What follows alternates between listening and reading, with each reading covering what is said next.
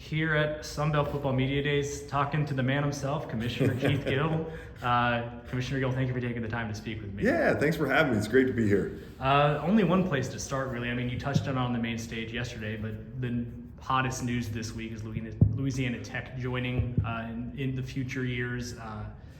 Not sure what else you can say you didn't already expand on your main remarks, but just the thought of needing to make a move, and it seemed like the impact of staying at 13 for any extended time was something no one really wanted in the league.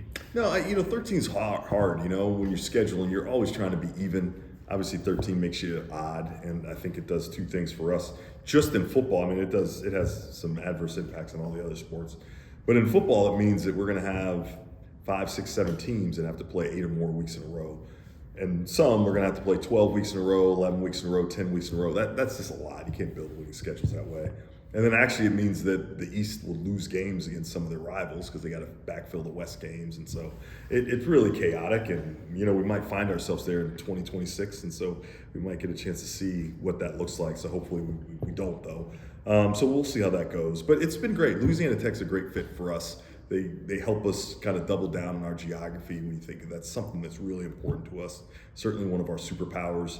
They give us really good fan base, really passionate fan base, long history in FBS, success in all of our core sports. So I can't be excited enough. There'll be a great 14th edition and allow us to double down on some of our strengths. And of course, you're going to put in all this work at a team, and invariably this will kick off again at some point in the future. What is your pitch for the Sun Belt the next time something comes up where you're going to be maybe making additions and looking to expand, or whether it's keep the league, whatever it is in the future? What is your hope of a pitch for what the Sun Belt can offer in the future? One of the things, the Sun Belt's really unique. I mean, if you look around, kind of geography isn't really an important part of kind of conference construction anymore. Folks aren't really looking at it. So we offer kind of a unique opportunity in terms of the regional rivalries and managing the access to games that fans want, interest that fans have. They can travel to games easy. So I think that's going to be really important to us. I think our brands are really important kind of football brands at our level. And I think that is unique as well. So I think we kind of are doing something that's unique that other people aren't doing. And I think that's going to be our competitive advantage going forward.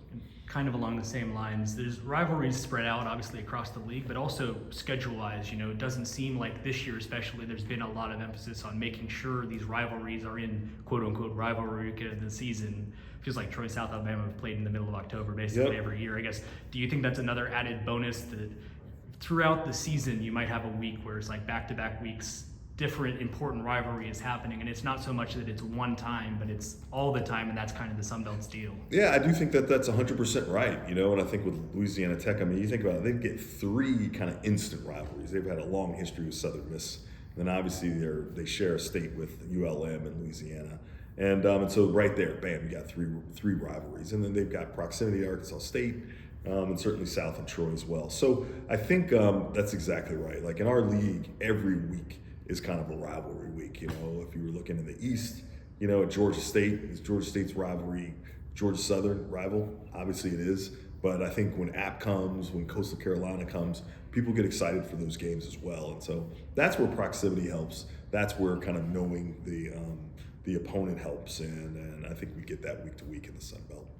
How much of that is, can schools come and say, like, we'd want to try and make this game this week every year, and how feasible is it to add that extra layer for the schedule makers to line stuff like that up? I think it's hard, at the end of the day, like everything you add to the schedule, it's going to create some other problem for you or some other issue, and so the schedule really is about pick your poison. What's important? And so if you want to lock that game into October 7th, or you want to lock it into November 25th, then that means everything has to go around that, and that means you're going to have some other issues that may be good or bad. Who knows how they come out? So I think that we try to really focus on our parameters and the way that they make sense, and then we just schedule the games around that makes the best schedule for the entire league, because it's 14 teams, not just one. If I can switch gears to basketball, which obviously in your purview, even more so now as the committee chair for the tournament coming up. you've added the MAC Sun Belt Challenge the last couple of years, and I guess how have you felt that's worked? Is there something you can actually tangibly measure as far as what that's been adding versus what the case was before? Yeah, I think one thing it's added is a home game, and so, our coaches at the time were looking for home games. And so, by doing it the way we did it, we kind of guaranteed a home game every year against the peer opponent, which I think is really good. I also think if you look at our schedules, and particularly schedules for our top teams, kind of the best home and home series that they have from a data standpoint is the MAC Challenge. Those are the best games that they get scheduled. So the games that they schedule on their own are not as high quality from a data standpoint. So I really think the challenge is kind of doing what we're hoping it to do. I think it's hard to measure whether one game is going to have some cascading impact, but I think playing those good games matter. I think on the women's side, if you look at the Ball State games that JMU's had the last 2 years, those have been really good games, really games that have helped them, or that would have helped them with seeding, depending on how they fell.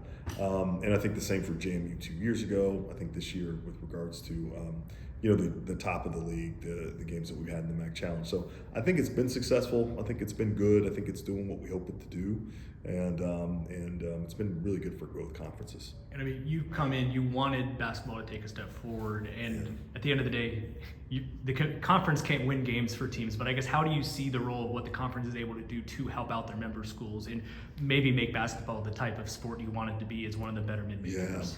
Yeah, we've got to keep trying to find strategies to be more consistent. We just don't have enough top 100 net teams, and we've gone. 3 years ago, I think we had 5 or 6, and then 2 years ago we had 2 teams that hung around the top 50. Then we had 2 top 75 teams. So we're just up and down. We can't sustain it from year to year. And so I think the conference can help with that. We got to look at our strategic plan. We've got to update it. When we developed it, it was really before NIL, kind of the way it was. And so we need to make sure that that's a part of any analysis that we have, any look we have. We got to go back to look at our schedules again and make sure we're putting together the right schedules. So I think we can put together strategies. Obviously, we can't make buckets and we can't defend, but we can certainly look at strategies and data that gives our schools a roadmap to be better. And the last thing, I've been asking a similar question to the coaches I've been speaking to today. What's a piece of advice you received over your career that has made you a better commissioner, a better athletics? Yeah, I think don't take yourself too seriously. I try to have some humility and try to be self-deprecating, laugh at myself when I make mistakes, which is every day. So I think that's it. I try not to take myself too seriously, or I certainly want to do a good job and try to do it the best of my ability, but certainly try to have some fun and try to be lighthearted about some of it. Well, I seriously appreciate your time. Thank you for talking to me.